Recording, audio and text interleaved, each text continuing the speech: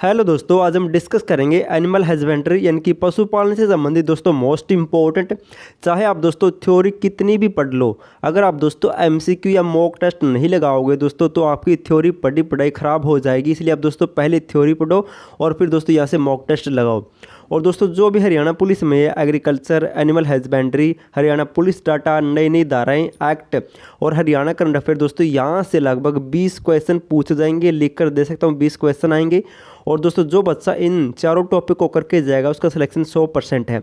और इन सभी टॉपिक के ऊपर दोस्तों मैंने फुल हैंड रिटन नोट्स तैयार कर दिया आपको दोस्तों। इससे बार कोई क्वेश्चन नहीं जाएगा, कलरफुल नोट्स है। आप डेमो देख सकते हैं दोस्तों, आपको ऐसे नोट्स मिलेंगे, कलरफुल नोट्स मिलेंगे दोस्तों। सभी आपको इसके अंदर डाटा मिलेगा, फुल डिटेल के साथ समझाया गया ताकि आपका दोस्तों कोई भी पॉइंट न रह जाए। तो आप ये PDF फाइल ले सकते हैं। सभी टॉपिक मिलेंगे आपको दोस्तों। कृषि हो गया, पशुपालन हो गया, आपको दोस्तों कोई भी कुछ भी डाटा आपके लिए नहीं छूटेगा। सभी आपको दोस्तों इंपॉर्टेंट और एक्स्ट्रा फैक्ट के साथ में मिलेंगे, फुल डिटेल के साथ मिलेंगे ताकि आपका कोई भी दोस्तों एक भी क्वेश्चन ना रहे। अगर आपको इसकी PDF फाइल चाहिए तो दोस्तों आपको 8708566396 इस नंबर पर व्हाट्सएप मैसेज करना है। क्वेश्चन नंबर 1 है, मुर्रा भैंस के सींगों का आकार कैसा होता है? तो दोस्तों जो भी मुर्रा भैंस है, मुर्रा भैंस दोस्तों एक भैंसों की नस्ल होती है जो बहुत प्रसिद्ध है। इन मुर्रा भैंसों के सींगों का आकार कैसा होता है? तो इसका राइट आंसर होगा ऑप्शन सी। इनके सींग दोस्तों जलेबी की तरह मुड़े होते हैं। जो भी दोस्तों भैंस रखता है उनको तो पता होगा दोस्तों मुर्रा भैंसों की कितनी वैल्यू है। तो मुर्रा भैंसों के सींगों का आकार जलेबी की तरह मुड़े होते हैं और इन्हें दोस्तों भारत में काला सोना कहा जाता है क्योंकि दोस्तों ये दूध भी ज़्यादा देती है और इनकी कीमत भी ज़्यादा होती है। मुर्रा भैंस को हरियाणा में काला सोना कहा जाता है। इसके सींग दोस्तों कसकर मुड़े होते हैं, आपको नोट कर लेना है। और मुर्रा भैंस की उत्पत्ति दोस्तों पाकिस्तान से हुई थी। नेक्स्ट है, किस गाय को लोला के नाम से भी जाना जाता है? तो दोस्तों ये क्वेश्चन भी इम्पोर्टेंट है, पहले पूछा जा चुका है। किस गाय को लोला के नाम से जाना जाता है? तो इसका राइट आंसर क्या होगा? तो ऑप्शन बी, साहिवाल गाय को दोस्तों लोला के नाम से भी जाना जाता है। इंपॉर्टेंट क्वेश्चन है ये, हरियाणा पुलिस में पहले पूछा जा चुका है। साहिवाल गाय की त्वचा बहुत ढीली होती है जिसके कारण दोस्तों इसको लोला कहा जाता है। और यह भारत की सबसे मीठा दूध देने वाली गाय है। इंपॉर्टेंट पॉइंट है, साहिवाल गाय की नस्ल दोस्तों होती है जो उसकी त्वचा ढीली होती है, इसलिए इसे दोस्तों लोला कहा जाता है। और यह भारत की सबसे मीठा दूध देने वाली भी गाय है। नेक्स्ट है, नीली रावी भैंस की पहचान का मुख्य लक्षण क्या है? तो नीली रावी एक भैंस की नस्ल है। अगर दोस्तों आपको कहा जाए कि इन भैंसों में से नीली रावी नस्ल की पहचान करें तो आप कैसे करोगे? तो दोस्तों इसका राइट आंसर होगा ऑप्शन बी। तो नीली रावी भैंस की दोस्तों जो आंखें होती है वे बिल्ली की जैसे होगी, ये नोट कर लेना है। नीली रावी भैंस की आंखें सफ़ेद बिल्ली जैसी होती है दोस्तों, ये नोट कर लेना है। बिल्ली की आंखें आपने देखी होगी तो उस जैसी होती है। नेक्स्ट है और इम्पोर्टेंट क्वेश्चन है, हरियाणा पुलिस में आ चुका है पहले। अंगोरा ऊन किससे प्राप्त होता है? जो ये अंगोरा ऊन है किससे प्राप्त किया जाता है? तो इसका राइट आंसर होगा ऑप्शन बी, खरगोश से प्राप्त किया जाता है दोस्तों ये अंगोरा ऊन। बहुत सारे बच्चे दोस्तों यहाँ पर बेडिया याद करेंगे, इसलिए इंपॉर्टेंट आपको नोट कर लेना है। अंगोरा ऊन खरगोश से प्राप्त किया जाता है। अंगोरा ऊन खरगोश से मिलता है दोस्तों, जबकि मोहरे ऊन अंगोरा बकरी से मिलती है, ये भी नोट कर लेना है। जो ये मोहरे ऊन होती है ये अंगोरा बकरी से मिलती है और जो ये अंगोरा ऊन होता है ये खरगोश से प्राप्त होता है। इंपॉर्टेंट है, नोट कर लेना है। नेक्स्ट है, भारत की मेरिना किस भेड़ की नस्ल को कहा जाता है? भारत की मेरिना किस भेड़ की नस्ल को कहा जाता है? इसका राइट आंसर क्या होगा? तो भारत की मेरिना किस भेड़ की नस्ल को कहा जाता है? मोस्ट इंपॉर्टेंट क्वेश्चन है। तो इसका राइट आंसर होगा ऑप्शन बी, चोकला भेड़ को दोस्तों भारत में मेरिना भेड़ की नस्ल के नाम से भी जाना जाता है। राजस्थान की चोकला भेड़ अपनी उत्तम ऊन के कारण दोस्तों विश्व में प्रसिद्ध है, इसलिए इसे भारत की मेरिना कहा जाता है। मोस्ट इंपॉर्टेंट है। और कहाँ पर पाई जाती है? तो राजस्थान में पाई जाती है। इससे जो ऊन प्राप्त होती है दोस्तों वे सबसे उत्तम किस्म की होती है, इसलिए इसे भारत की मेरिना कहा जाता है। दोस्तों अगर आपको सिलेक्शन लेना तो दोस्तों आपको पहले पीडीएफ से थ्योरी पढ़नी होगी, फिर यहाँ पर मॉक टेस्ट लगा सकते हैं। आपको दोस्तों इन सभी टॉपिक की ये मॉक टेस्ट डेली मिलते रहेंगे। एक प्लेलिस्ट बना दूंगा, एग्रीकल्चर की हो गई, पशुपालन की हो गई, हरियाणा पुलिस डाटा, नई नई धारा है दोस्तों, एक प्लेलिस्ट मिल जाएगी। पहले आप थ्योरी पढ़े पीडीएफ लेकर। नेक्स्ट है दुग्ध जवर यानी कि मिल्क फीवर किस पोषक तत्वों की कमी से होता है। जो भी दोस्तों पशुओं में दूध जबर होता है यानी कि दूध का बुखार होता है, कह सकते हैं देसी भाषा में, ये किस तत्वों की कमी से होता है। तो इसका राइट आंसर क्या होगा, तो ऑप्शन बी कैल्शियम की कमी से दोस्तों पशुओं में दुग्ध जबर या मिल्क फीवर होता है। यह अधिक दूध देने वाली गाय भैंसों में प्रसव के बाद होता है, क्योंकि दूध के साथ शरीर का कैल्शियम बाहर निकल जाता है। इसमें शरीर का तापमान सामान्य से कम हो जाता है। नेक्स्ट है और इम्पोर्टेंट क्वेश्चन है, मुर्गियों में रानीखेत रोग का कारक क्या है।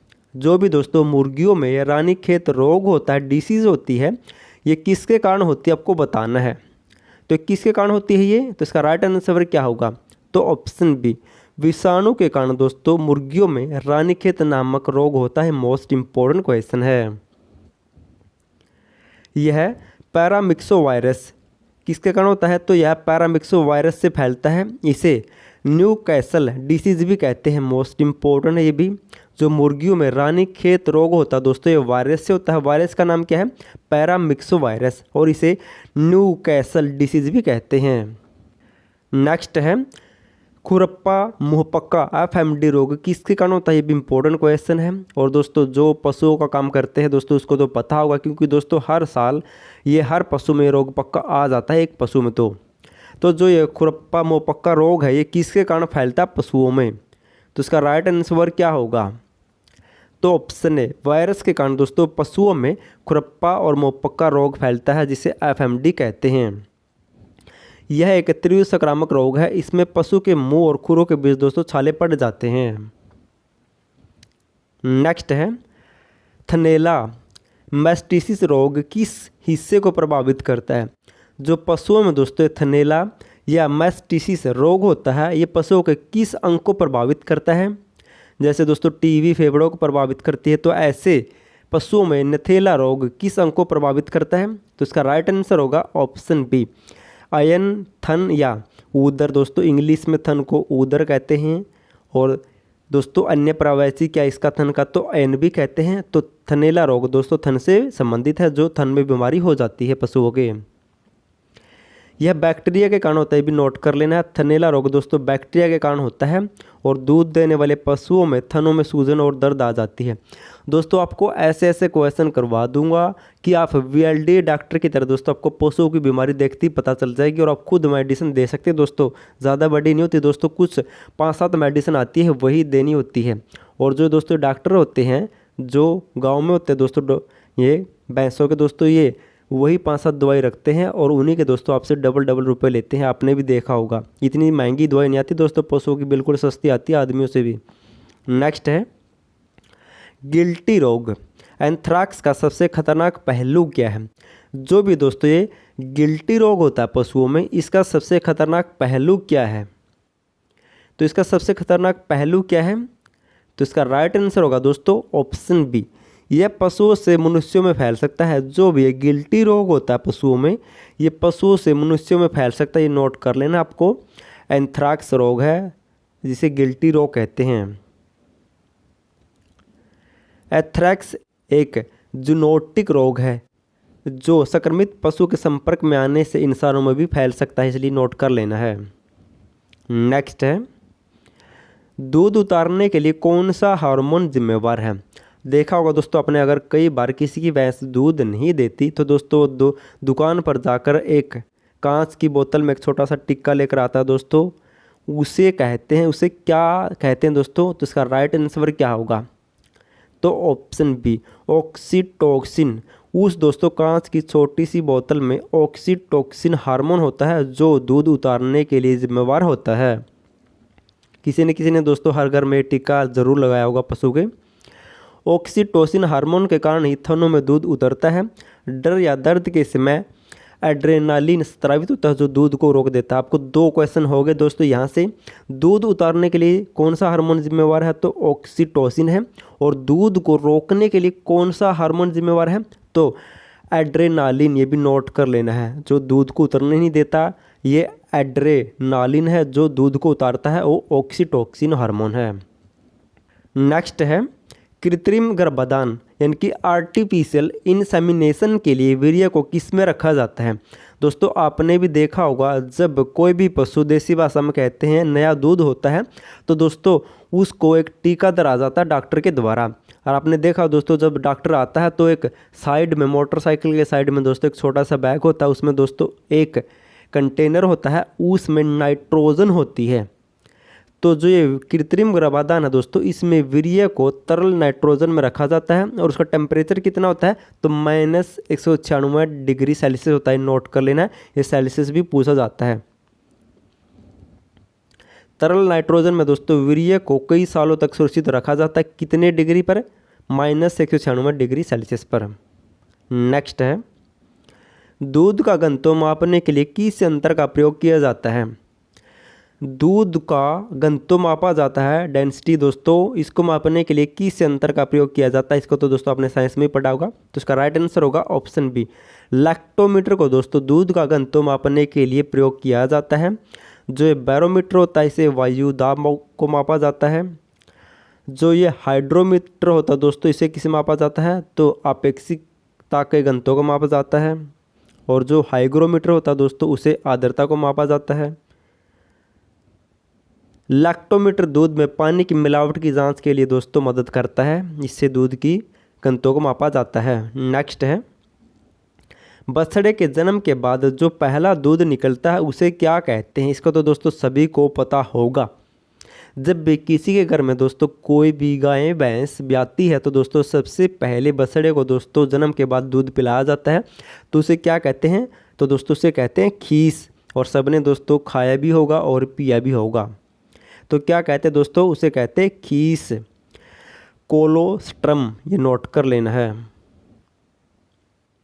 खीस में विटामिन ए और एंटीबॉडीज प्रचुर मात्रा में होती है जो बछड़े को रोगों से बचाती है।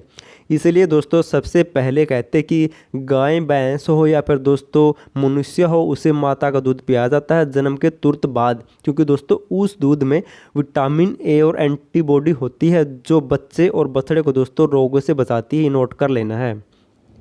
सभी दोस्तों देसी भाषा में समझा दूंगा दोस्तों, आपको बिल्कुल आसानी से याद होगे। इसलिए पहले थ्योरी पढ़ें और फिर डेली दोस्तों यहाँ से मॉक टेस्ट लगाएं, आपको दोस्तों आसानी से हो जाएंगे। कोई बड़ा इशू नहीं है, आपको दोस्तों उंगलियों पर हटा दूंगा, इतना एग्जाम होगा। नेक्स्ट है भेड़ों के समूह को क्या कहा जाता है। जो भेड़ों का समूह होता है दोस्तों, आपने देखा होगा रोड पर दोस्तों भेड़ों के समूह का समूह जाता है, तो उस समूह को क्या कहते हैं, तो उसे क्या कहा जाता है। तो इसका राइट आंसर क्या होगा, तो भेड़ों के समूह को दोस्तों क्या कहा जाता है, तो इसका राइट आंसर होगा ऑप्शन बी, फ्लोक कहा जाता है। जो भी दोस्तों भेड़ों के झुंड आपके पास से गुजरते हैं तो उसे कहते हैं फ्लोक। अगर आपसे दोस्तों आपको भेड़ों के झुंड दिखे तो दोस्तों उसे आपको एग्ज़ाम की दृष्टि से देखना, उसे कहना फ्लोक, ये फ्लोक गया। और ये जो हर्ड होता है दोस्तों, इसे जो गाय भैंसों का झुंड गुजरता है या जो गाय भैंस झुंड में होती है उसे कहते हैं दोस्तों हर्ड। ये भी नोट कर लेना है। गाय भैंसों के समूह को हर्ड कहा जाता है जबकि भेड़ों के समूह को फ्लोक कहा जाता है। और ये क्वेश्चन तो दोस्तों फेवरेट है, ये तो क्वेश्चन तो पक्के पूछे जाते हैं। नेक्स्ट है राष्ट्रीय डेयरी अनुसंधान संस्थान कहाँ पर है। जो भी राष्ट्रीय डेयरी अनुसंधान संस्थान है ये कहाँ पर है, इसका तो आपको पता होगा। तो कहाँ पर है ये, ऑप्शन बी, करनाल जिले में स्थित है ये।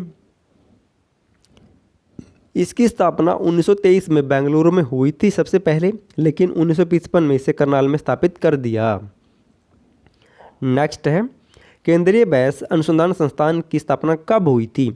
जो भी दोस्तों एक केंद्रीय भैंस अनुसंधान संस्थान है हिसार में स्थित है ये, इसकी स्थापना कब हुई थी, तो इसकी स्थापना हुई थी दोस्तों 1985 में। कब हुई थी, केंद्रीय भैंस अनुसंधान संस्थान की स्थापना 1985 में हुई थी। कहाँ पर है, तो हिसार में है ये।